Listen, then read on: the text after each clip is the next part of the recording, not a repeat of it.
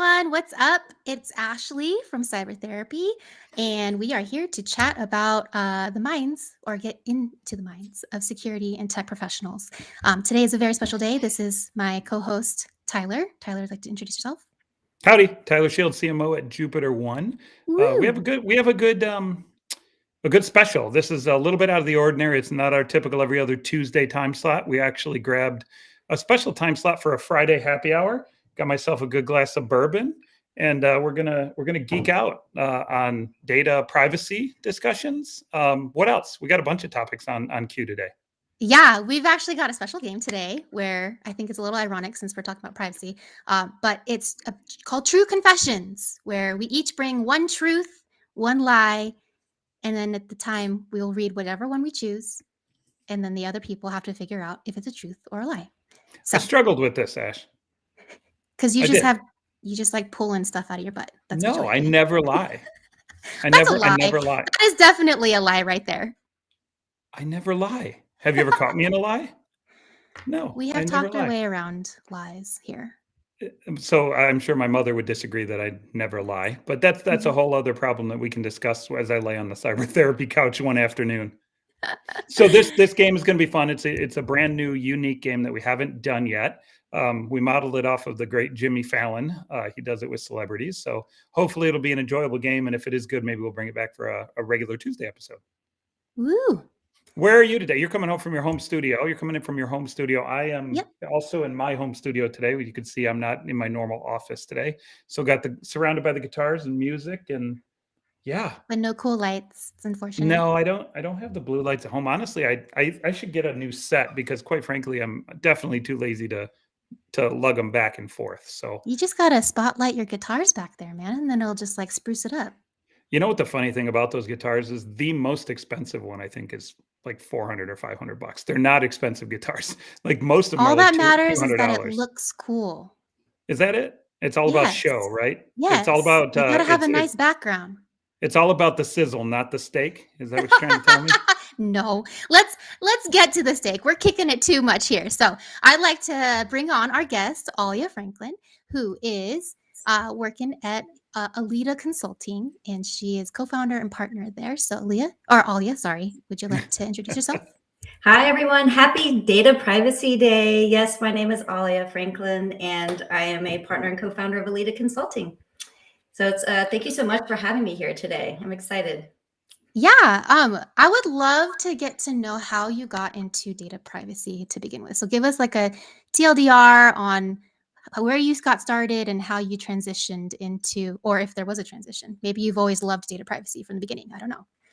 No, actually I didn't, but I do have a background in technology, and it kind of goes back all the way to when I was 8 years old, and I learned my mother enrolled me in a basic coding class. And so it kind of started from there, and I took a couple of classes also in high school. But it really wasn't until college that I decided that I wanted to go more in the IT route. And I didn't know what I wanted to do, but I took my degree was in it was called Decision and Information Science, and so it was a combination like MIS. People have probably heard of it. It's now called Information Systems and Operations Management. But you take core classes in business, economics, business law, and then you take systems development, database design, and coding. And so but it wasn't my degree that really got me my job. It was a job that I got in college. So when I was in school, I had all these classes and I was busy, and they require you to take some electives. And I found this class called Navigating the Internet. And I was like, score, that is like a great class to take. You know, I thought it was going to be like easy breezy. Easy A, right? Easy A time. Yeah. Well, come to find out it was a class in HTML. So learning to build websites. And actually it ended up getting me my first job at school. Sure. Did you get an A in it? Yes, of course I got an A in it. Okay. I mean, I just had to check because I've had those easy A classes that, I wasn't the best student in college. So those easy A's you sometimes sleep through. But anyways, continue. Yeah, no, it was great. It was shocking though, because I was like, oh, it's not about just searching on the internet. It's actually, we actually have to build websites and learn to design them. But that actually got me interested in website design. And so I kind of it was webmaster of a couple of different organizations. And then that got me the job at a career center, where I was doing website updates and was doing IT support. And I was crawling under desks and how, people were calling me. I was like rebooting computers, I was the IT person and doing backups. But it wasn't till, I did my master's in decision information science. And one of my core programs was to build an IT ticketing request. I didn't know it at the time, but I was getting flooded with all these requests and I didn't know how to prioritize them. So I decided I'm going to build this system to allow me to prioritize and get to everybody's requests, because everybody is a priority. And that's what really got me my first job, because they're like, wow, you actually, developed an IT ticketing system. We're auditors and we do this all the time. We check tickets. Did you write the code for that, or did you end up buying one and you wrote it from scratch? Yeah, so it was built. Super Yeah, impressive. exactly. So I mean, it was basic, but it was like, hey, you go online and then you have a form and then you submit what you want. Gotcha. And I was able to internally prioritize it. Now, So whether how they does so how does one jump from that? And sorry if you hear a hum, that's my garage door going up. But how does one jump from that to actually looking at like data itself, or looking at data security, or understanding data security? Because I think it's one thing to have the roots that you have. It's totally something else to have the desire to want to get into data privacy, right? Because I think a lot of, I mean, I'm not gonna lie and say it's something that like I go every day going, I need data privacy. But I think a lot of people take it for granted. How did you not take it for granted? What did you do that made you go, hey, that's important? Yeah, well, I became an auditor. So I joined a Big Four accounting firm where talking to people about the importance of security, managing changes effectively, it was Sarbanes-Oxley audits, financial statement audits, where I started to make sure that companies were caring about, internal control over financial reporting. But it went beyond that. I started to realize that it's not just about financial data. There's personal data that we need to start protecting. So the more audits I did, the more I realized that I wanted to be a consultant to help implement change. So if I'm an auditor, a lot of the things I was doing, and I wasn't always doing audits, but 80% of the work I did at KPMG at a Big Four was providing recommendations over the audits, and then I would leave. And so I really wanted to make a difference. And that's when I joined a national consulting firm. I was in Florida at the time, and I came out to the Bay Area, to San Francisco specifically, and started an office. Yeah, so that's where, that's where it all started. I helped build the privacy team for, the office out there, and did a lot of consulting work, but that's also where it sparked my interest. And I'm wearing a shirt. It's called WISP. It's Women in Security and Privacy was born after I met 7 other women that were interested. We basically saw that security and privacy were converging fields, but there really wasn't a lot of direction and career mentorship around how you get into this area. And a lot of people were lawyers and if you don't have a law degree, how do you get into privacy? So that was really what our mission was, to advance women in the converging fields of privacy and security. So that's sort of a background on how I got into the privacy field. Nice. What continues to help that fire burn? Like, are there other things within WISP where there's I think in our pre-call, you talked about Tandem as mentorship. Like what are the things that help continue that drive to want to build awareness around data privacy? Right. So so on a day-to-day basis, I'm considering privacy in the work we do at Aleada, but then also the nonprofit Women in Security and Privacy. That's really to build awareness for people that want to get into the field. So we have a lot of members that are in information security professionals, or they're privacy professionals. They want to learn about, both areas, or how they can be more effective in their current position, or they're trying to get into the field. So we offer programs like you mentioned, Tandem, which is connecting. It's a mentorship, it's a peer-to-peer mentorship program where people can connect and learn about what, try to get into different fields or just educate each other on, things that they've done to be successful in their current careers and make switches, or, and we also provide scholarships for training opportunities, to get certifications and attend conferences like RSA, Black Hat, DEF CON. So, even during a pandemic, that's been our, even though we do some, online events, but that's been really popular to really advance people and to build awareness in these fields, because privacy is just getting more complicated, but we also need some technical expertise in the area. It's not just needing a legal degree now. You need to get into the operations of a company to help them build those controls in order to either comply with laws, privacy laws, or just build best practices to have responsibility over data. So there's a big difference between consumer privacy and consumer data privacy and enterprise data privacy.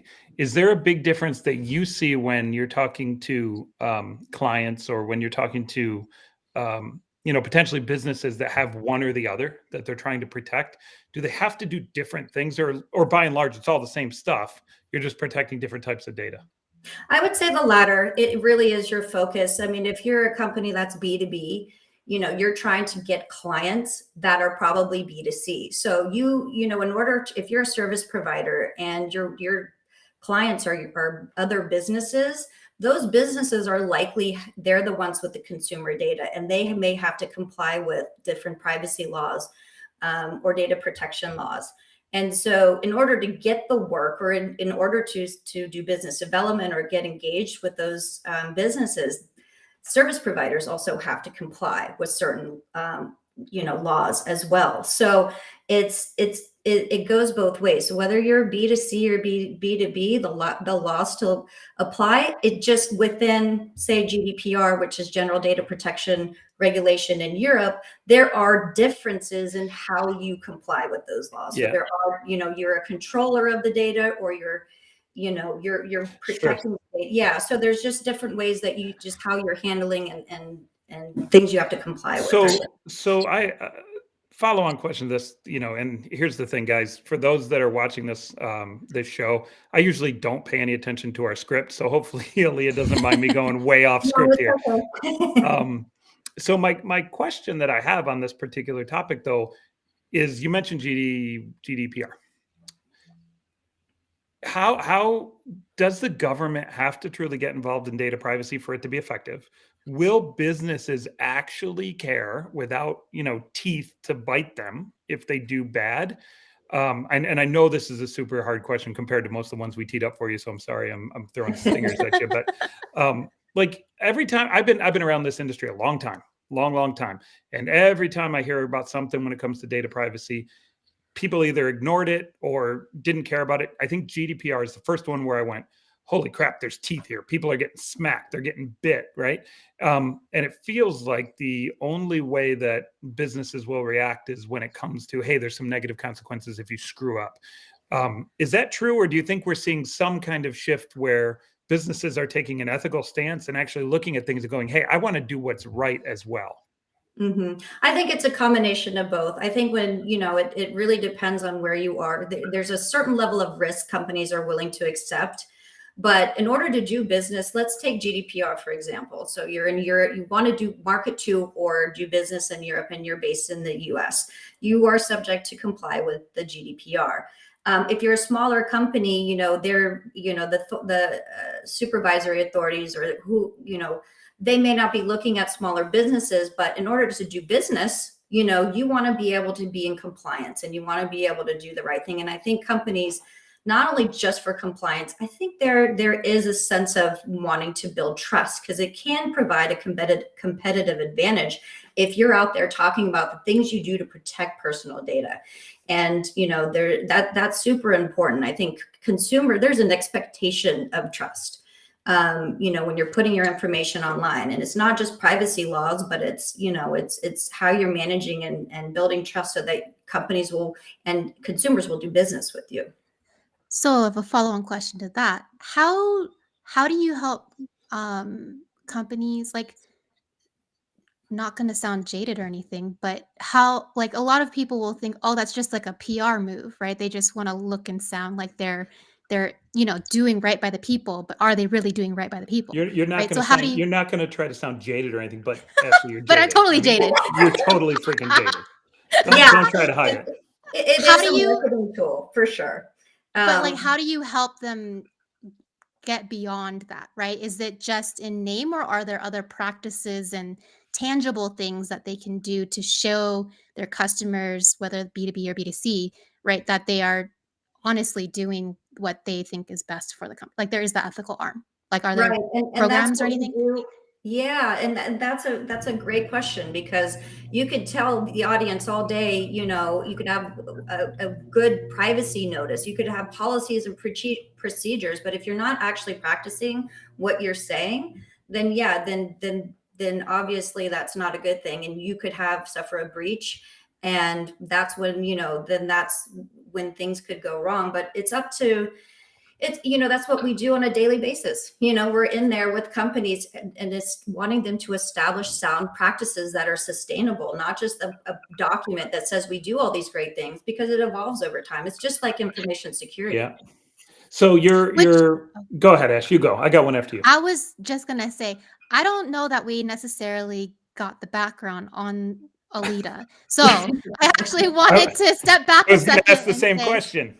Yeah, no, I know. We Aleada did Consulting. have this. It was supposed to flow in some structural way, but that's okay. Yeah, leave it to Tyler to throw off the flow. I screw But everything I up. think that's okay. So Aleada Consulting, we're a women-owned, minority-owned consulting firm. We're based in the Bay Area, but we actually provide services to national and global companies, and we help them build their privacy programs to comply with national and global privacy laws. But really, what I was saying about building sustainable practices so that you can build trust with your consumers, so that you can demonstrate that you're being responsible with personal data, and then also hopefully gain a competitive advantage. So even though you say it's a marketing tool, well, yeah, it's a marketing tool. And I think that sometimes that you want to get into business, you can show that you're taking that personal data seriously. It does help.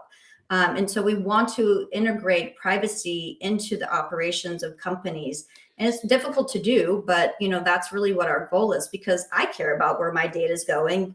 And so that's why every day it's important for me, like, technology is changing and innovation is moving at such a rapid pace, and there's emerging technologies, that are happening. We need to be on top of it, and to, help companies navigate through these complicated privacy laws, but also help them do business so that they can make our lives easier too, right? So, That's what technology does. So as an individual though, right? So I'm sure there'll be a lot of people watching this podcast that are individual consumers, right? That are putting their own data constantly out there every day.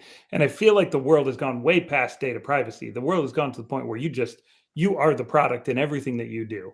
Right. What is, and this may not be, and I know it's not where you focus your business. You focus your business on the business side of this, but do you have any high level recommendations for individuals that are looking at it going, there's a trade-off between my privacy and convenience, right? I mean, at some point, I feel like the vast number of consumers said, oh, the hell with it. I don't care. I'm just going to throw in the towel, log in through everything with Facebook or Google, give away all my privacy information to the world, and rock on. I get what I want. It's free. I get to, play my video games or connect to whatever I want to connect to.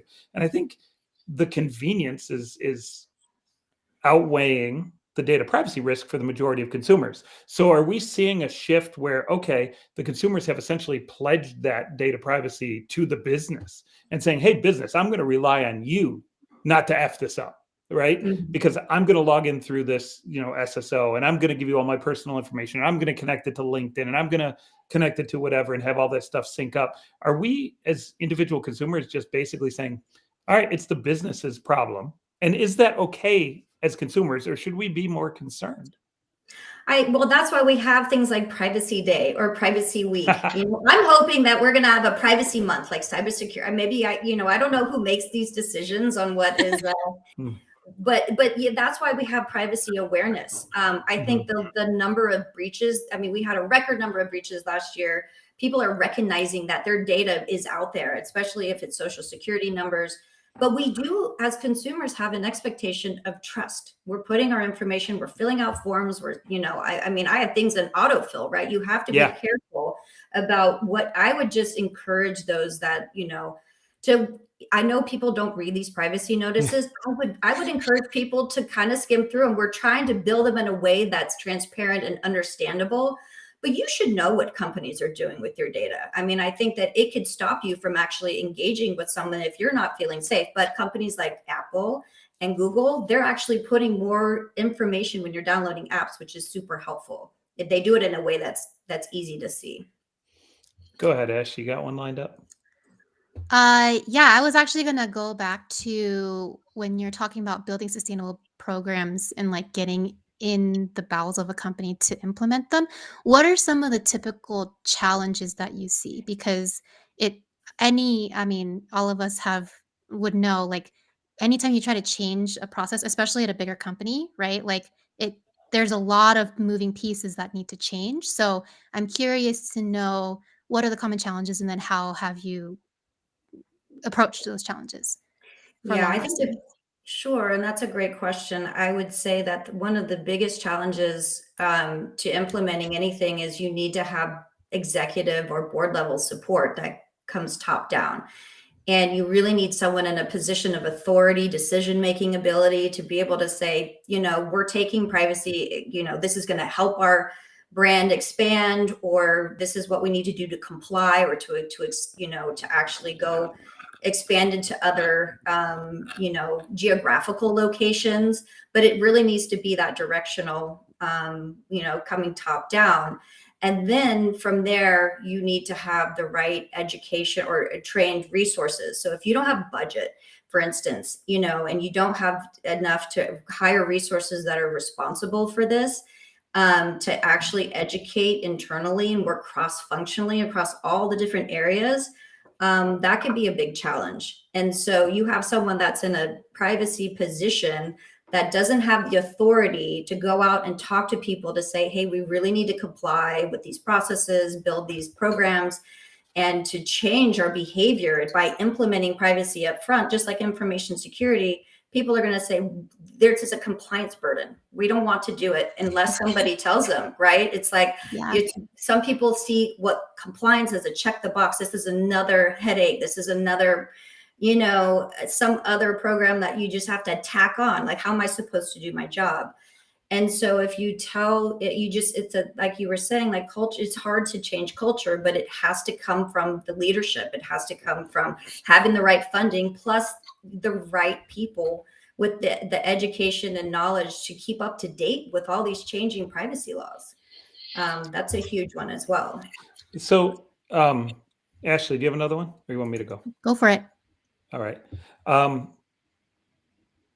This is a little bit of more of a personal question for you in particular.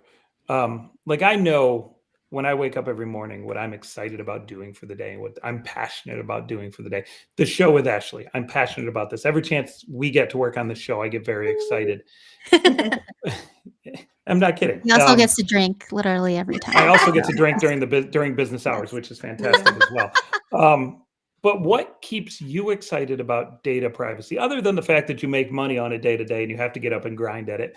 Are you passionate about it? What keeps you passionate about it? Is there a certain level of, drive to make the world better that you see? Yeah, I would say so. Ever since I got into the privacy field, I have actually met other professionals that are super excited, enthusiastic.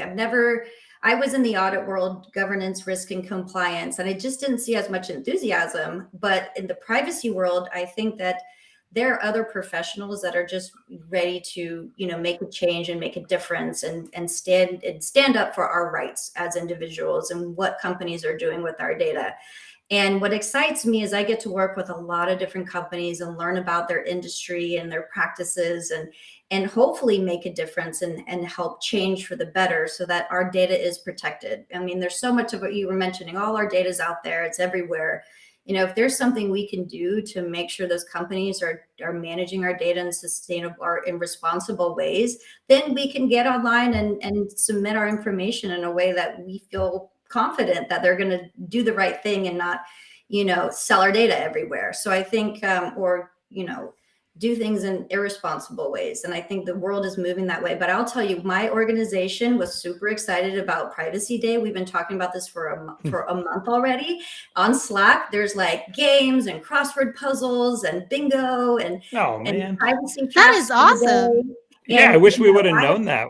I wish we would have known that. We could have brought a bunch of that to the show and helped you generate some interest there. But yeah, there's games. I mean, and I think actually we're going to have a little privacy, event where we're like sharing and doing trivia. And so we do this on a daily basis, but we're celebrating it just as much. And I've never seen anybody or a team so excited about a day. I mean, there's other days. Are these games and stuff open to the public? Like, can people just kind of jump in and hang out with you guys and just absorb all the fun? Now that you say it, we should have opened it up to like just a big data privacy party. No, it's just internal, and these were games on Slack. So we have a data privacy day Slack channel where everybody's just been posting and having ideas and tips of the day, and just like very interesting. That's things cool. for people. Yeah.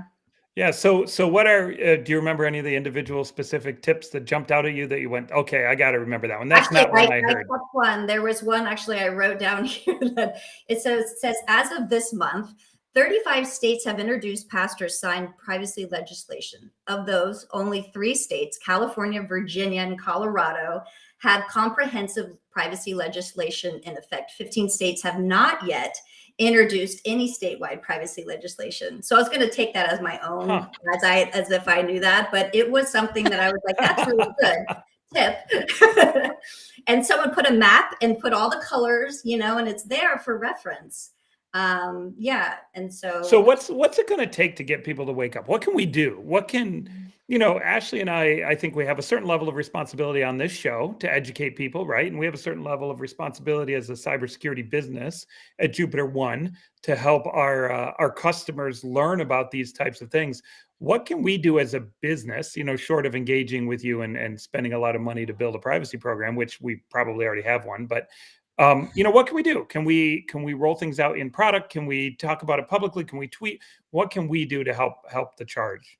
Yeah, I mean, I think you could start internally by just increasing awareness with your employees, like, just like information security. It cannot be just like a 15-minute webinar that you're required to do on an annual basis. It's got to be like privacy reminders. You can do Slack channels that are ideas or like reminders. Everybody seems to be on, social media, and you can just have little reminders. And we even say like, hey, actually, one of the other reminders was like, hey, why don't you, go in and review how many marketing campaigns you're, subscribed to? Do you need to be on all of those and make sure, But I think the other thing is like my list. Yeah, I mean, I was like, that's true. I get so many, but I think the other thing is educating everyone on what their rights are. Now that California has privacy laws, like you can actually go in and request where your data is and you want to delete it, but there might be people that don't know about it. So yes, blogging, tweeting, even just a simple reminder of things that you can do as individuals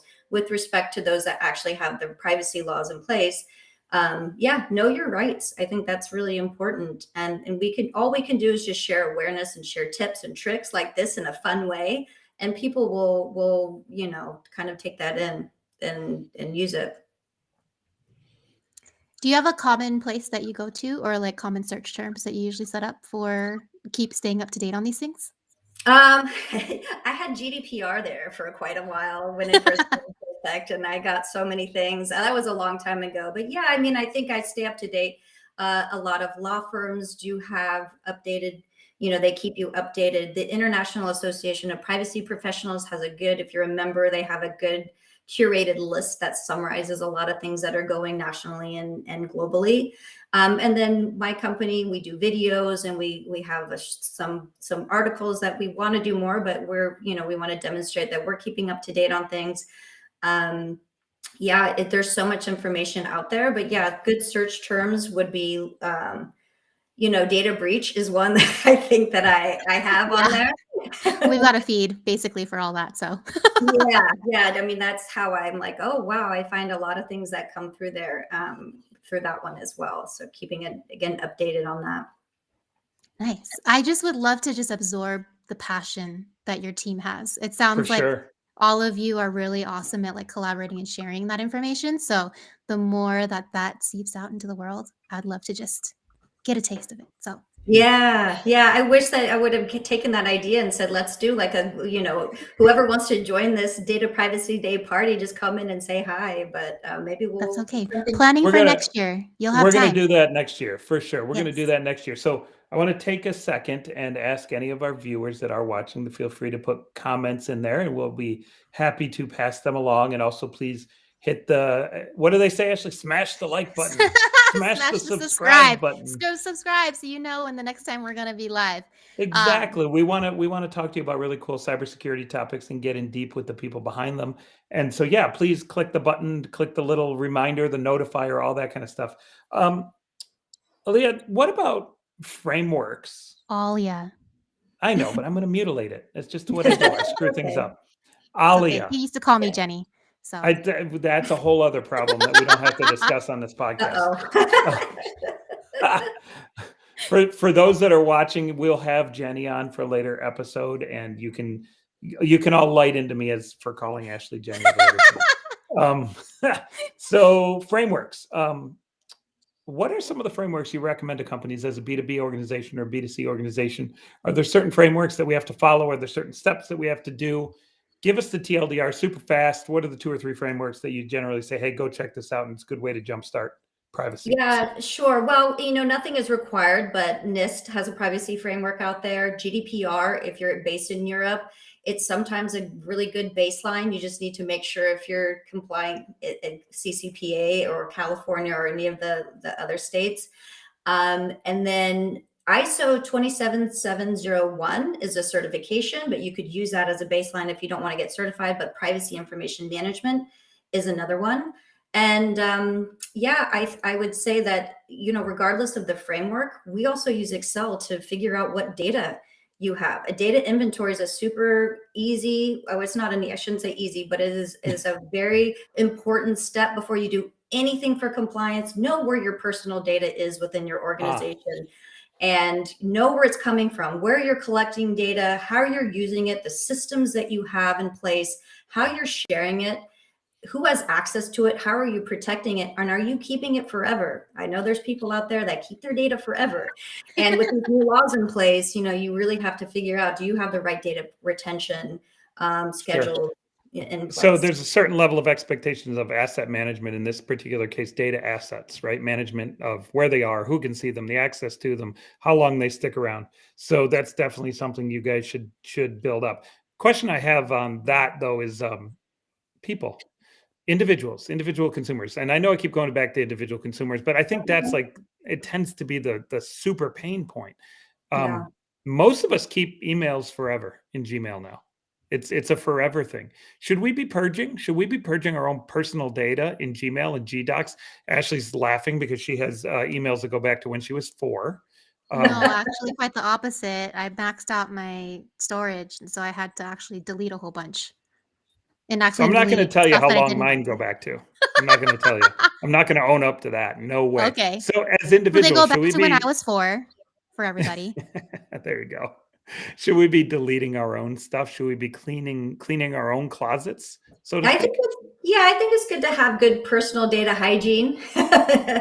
Where do you want your data to be, and what do you, are you also backing it up? I think if you're using cloud storage, that's great, but what if you don't have access to that anymore? Good to also keep, some hard drives of information, but only, one of the privacy principles is only keep data for the purposes in which you need it for. And I think that you could apply that to yourself too. Obviously there's things you need to keep, for record keeping purposes, but do you need to keep emails forever from certain people in relationships and things that you never want to come back and haunt you? Evidence. I need to delete all my emails from Ashley. I'm going to do it right now. That's mandatory. Yeah. Yes, lucky you. I have kept mine because Oh, there's always blackmail. two sides to Yeah, this. I know Okay, you're going to blackmail me sender and someday. I receiver. got it. You're going to threaten me. I got it. What else do we got? What else do we got for our guest today? I asked the harder ones, the ones that I thought were hard, like dealing with perception and sounding super jaded about data privacy practices and whatnot. Because I'm going to be honest, there's a part of me that's like, my data's out there anyways. Like, why do I need to That's care? the Right? fatalist in us, right? I have the It same is. problem, right? That's the I'm already toast. Sorry, Right? Alya. No, Well, I know. Well, I how do heard. you combat that as a Yeah. data privacy expert, as a person? Cultural distribution of your job is cultural shift in some ways, right? How do you combat the fatalistic view of it's already out there, I'm toast anyways, I just give up? Well, I actually heard, I can't steal this quote, but I heard it on an event earlier today that said that privacy is not dead, it's hiring. So I think that, everybody should take ownership. I mean, data should be ours, but you should also take responsibility of what you know that you're putting out there. And really, it's your data, but it's also up to you what you're putting out there. And I would just, take a concerted effort to just be mindful of that and to know exactly what companies are collecting. And if you feel like you're filling out a form and you're putting in way more information than you think you need to, pause and really think about it, whether you want to engage, because you don't want companies to collect more than what they need for whatever service they're providing or products they're providing.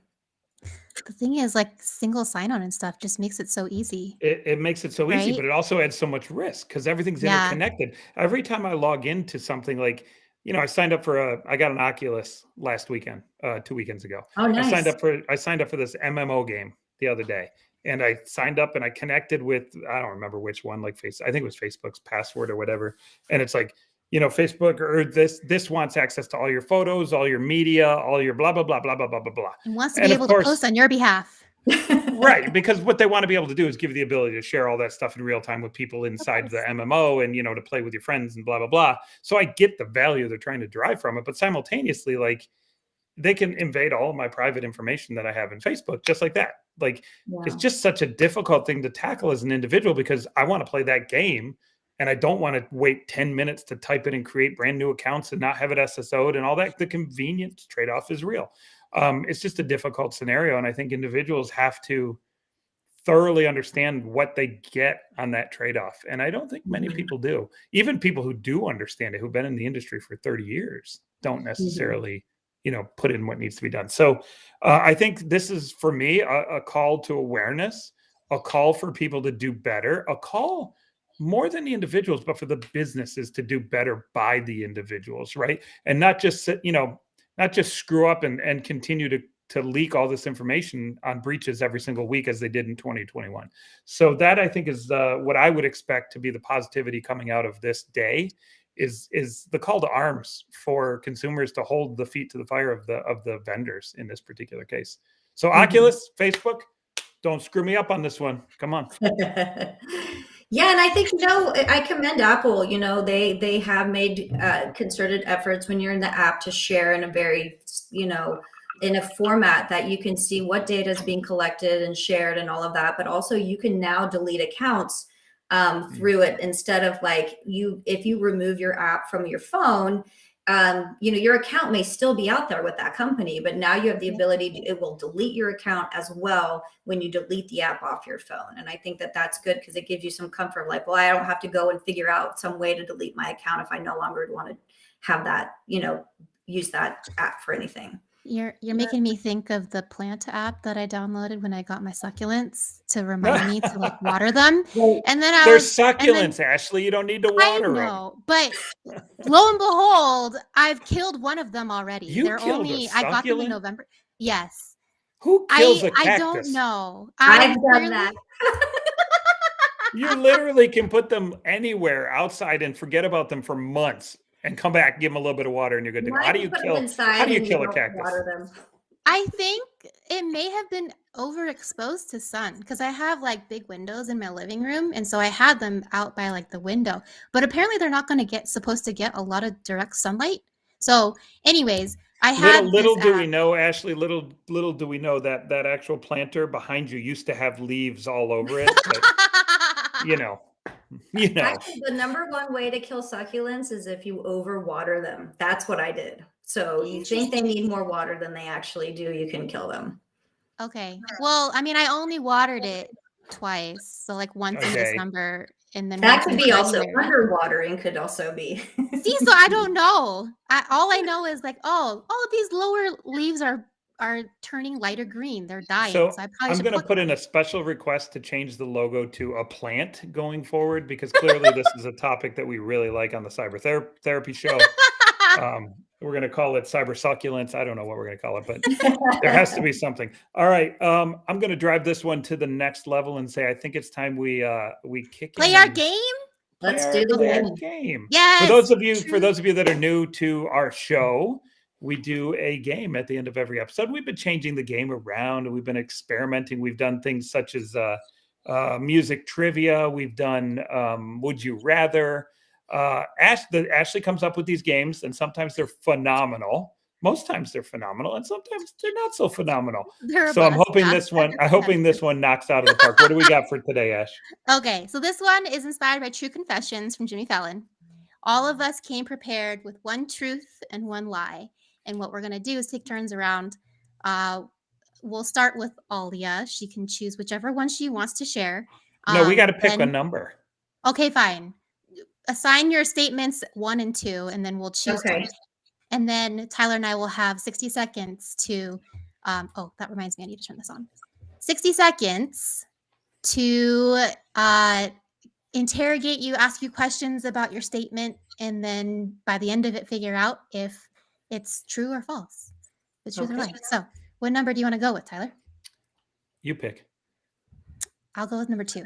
No, bad choice. I want 1. Oh my gosh! Of course. No, Okay. 2's fine. Well, 2's fine. 2's my favorite number. We're going 2. Good. Okay. So I social engineered my way into a World Cup game while in Russia without having a ticket. Who was playing? Morocco versus Iran. Who won? Iran did. What was the score? Oh, this was back in 2018. So I. All right, hold on a second while I Google that. Search. Not allowed. We could go and. All right. What are the team colors for Morocco? Well, that's a good question. Red and green. Okay. How did you social engineer your way in? Like, how did you do it? So when you go to a World Cup game, you have to show 2 forms of identification. One is a fan ID, and the other is your ticket, and they have to match in order to go in. And your fan ID is like your passport or your visa to get into the country. I didn't have my ticket, but I had my fan ID, and I had to use someone else's ticket to get in, and they stopped me. And luckily, I had a Russian-speaking business partner and close friend with me that was able to talk our way into getting in. And I just slipped in while she was talking.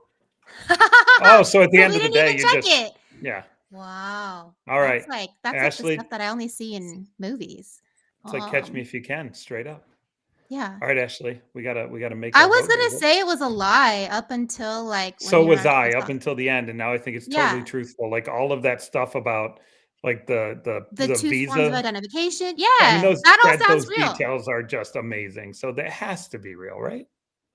Yeah, it's true. Yeah. I just feel bad that I don't remember the colors because it was 4 years ago, and I was like, oh, I should know this. My best friend's gonna kill me. She's from Morocco. All good. All right, we got 1. You and I, Ashley, you and I have 1 point. Woo! We're not playing for points here. It's yes, just we for... always play. No, we always play for points. Everything's a competition with me. Come on. All right, Tyler, you got yours labeled as 1 and 2, 3, 4, 5, 6, 7, 8, 9, 10. I'm not going next. You are. What? Me? Yeah, okay. You. Okay. Number 1, actually. Number 1. Yes, I vote 1 as well. Let's go. I once was robbed as a bank teller. Ooh. Okay, start the timer. Oh, yeah. What is the protocol when someone pulls a gun on you as a bank teller? First of all, don't be a hero. Second of all, you follow what they want you to do. And then when it's clear, then you press the button to alert the officials to come, like police and everything to come. Were you Okay, able so to in a how did nutshell. it? Go ahead. Oh, sorry. Were you able to push the button? Yes. What did they do? Hand you a note? Yeah, so they were in shades. They had a bomber jacket on and they had their hand in their pocket. And so they started off by basically rattling off a social security number that was not theirs. Because when I looked it up, it was like for a 2-year-old, the account. And so that's when he gave me the note and the bag and was like, the note basically said, don't be a hero, and give me all your money. And so your usual protocol is to take your top drawer and give it All to right. them. And Alya, what do you think? I don't know. I don't think so. I don't doesn't either. happen. I That's a think she's lie. full of shit, and I'll tell you why. Because they're going to tell you to hit the button as soon as you humanly can to alert everyone that you can. You're going to have a secret button underneath. She also didn't get into anything about the exploding die packs, which I imagine would have been 100% protocol. Make sure you get an exploding die pack in there. I call BS through and through. no, it's true. Oh, no. It's on my resume and it's on my LinkedIn, by the way. Wait, is it on the Just resume FYI. you gave me? Yes, and it's also on my LinkedIn. It's been on my LinkedIn since like forever. I guess I never Uh-oh. read it. Yeah, no, but so part of protocol is you take your whole top drawer, and your top drawer usually has the exploding packs in it. But I gave you the TLDR version of what protocol is, and you're actually not supposed to press the button until it's safe to do so. Because oftentimes, course. if the robber sees that you're trying to press the button, that's mayhem can ensue Gotcha. because they They know go the button bonkers, yep. exists. All So- right. All right. So we did not get points on that one. Mm-mm. All right. Is it my Good. turn now? Yes, Melissa called it as truth. So thank you, Melissa. One listener right. got it. All right. One or two? What do you want, Alya? Let's go 2. Okay, I'm good with that. All right. All right. You ready? Which of your 5 lies is this? I once got a hug from Adam Savage from Mythbusters. And the truth is, I'm not lying. He smells. Oh, I need to start the timer. What did he smell Oh. like? Like exactly like you might think. He's stinky BO. When did this happen? I can't remember the exact year. It's got to be. How I'm old gonna were you? say around. I'm going to say around 2015, which would put me at 30. No. Why 40? were you hugging Adam Savage? What was it, an event or what was it? It was at an event. Yes. What event was it? I don't remember. It was an event put on by a vendor, I believe. Did you answer why you were hugging him? What's that? Yeah, why were you hugging Why him? were you hugging him? To say hello and greet him. How are you? Kind of hug. What was he wearing? Oh, you're on casual terms with Adam Savage? That's got to be a lie. That's got to be a lie. I mean, Yeah. I might believe the smelliness part, but What was he wearing? Do you remember? I'll give you even an extra 5 seconds. He was wearing, no, I don't remember exactly what he was wearing, but I'm pretty sure he had on that goofy hat he always wears on the show. that goofy hat he always wears on the show. Yeah, I'm he still going wears to say like. this is a lie. Okay. Yeah, I don't know. I'm not I'm going to say convinced this is a either. lie. Yeah. Y'all think it's a lie, huh? Yeah. You're wrong. It's the truth. Ah! Wow. We were at a conference together and I was speaking directly before him. And I came off stage, and actually we met in the green room before my speech, if I recall correctly. We greeted each other. He signed a DVD for me of I forget what season of Mythbusters it was. He gave me a big old hug and wrapped his arm around me, and we were cordial. And for about 2 hours that day, my entire shoulder stunk. True story. I'm not gonna lie. Sorry. Okay. Wow, you really had me for that, man. Leading up to this, you're like, oh, I got so many lies to tell. Which one do I tell? I got another one. You want to do another one with me? I have another really good one.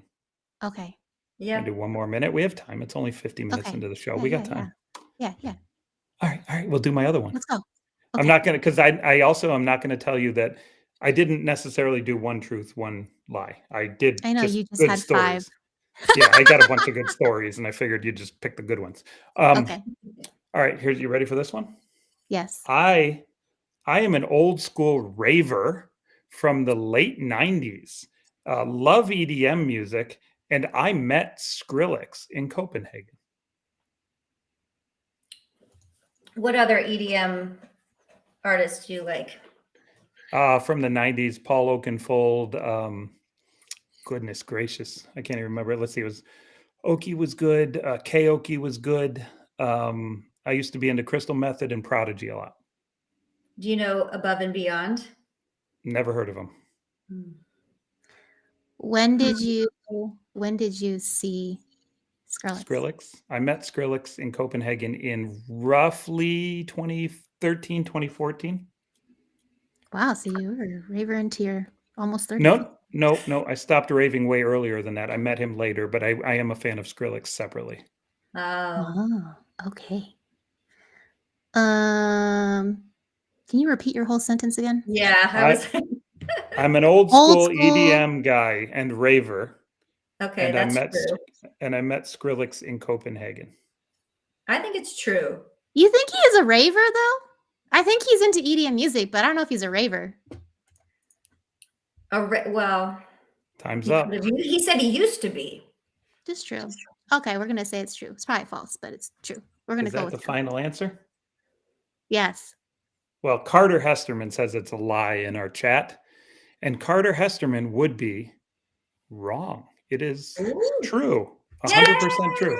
You guys got it. Wow. Yeah, you guys got it. When I lived out in the 20s, I lived out in Silicon Valley. Carter says one does not walk away from raving. I did. I crawled away from raving, Carter. When I lived out in Silicon Valley in the 90s, one of my best friends out there was a DJ at one of the local nightclubs in San Francisco. So we had free entrance everywhere. So instead of paying like $50 a club to get into all these clubs, we would just club hop to all the best parties and raves and all the underground stuff that he would DJ at, I would go to. So I guess technically I'm an old school raver. I met Skrillex in Copenhagen, randomly walking down the street to my hotel.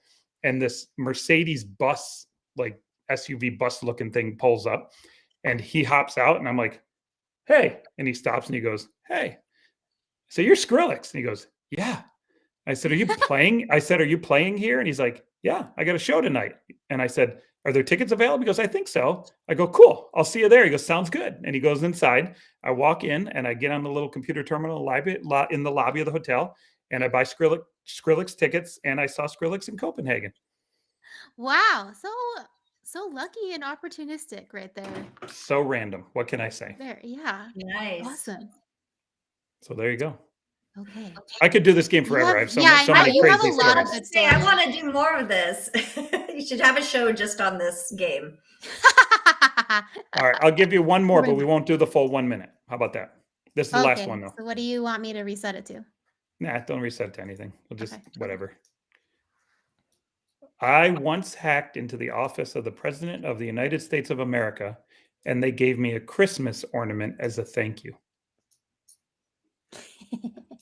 I'm just gonna say a lie. So I'm gonna go out on a limb here and say it's true, because I vaguely remember you saying you got a Christmas ornament. All right, for those of you on the chat, go ahead and chime in with questions. I'll take questions from anywhere for 46 seconds. Which president? Part of an engagement. It was during an engagement. It was during an engagement, a pen testing engagement, and the president at the time was George W. Yeah, that's definitely true. I'm pretty sure it's true. Then if you were engaged by the White House to do ethical hacking, maybe it is true. So it was ethical and it wasn't.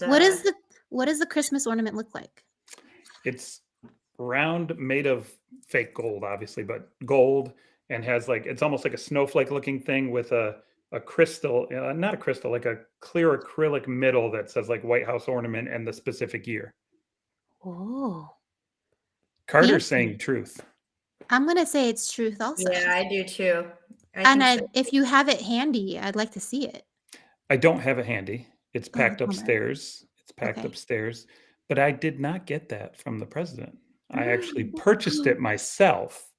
I did hack into the president's office, and what I got was not a Christmas ornament, but instead, in 2003-ish, whenever I did it, I got these presidential M&Ms.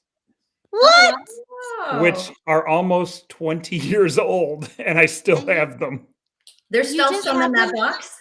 They're still in the box. The M&Ms are still, I don't even know if I can open it. It may fall apart.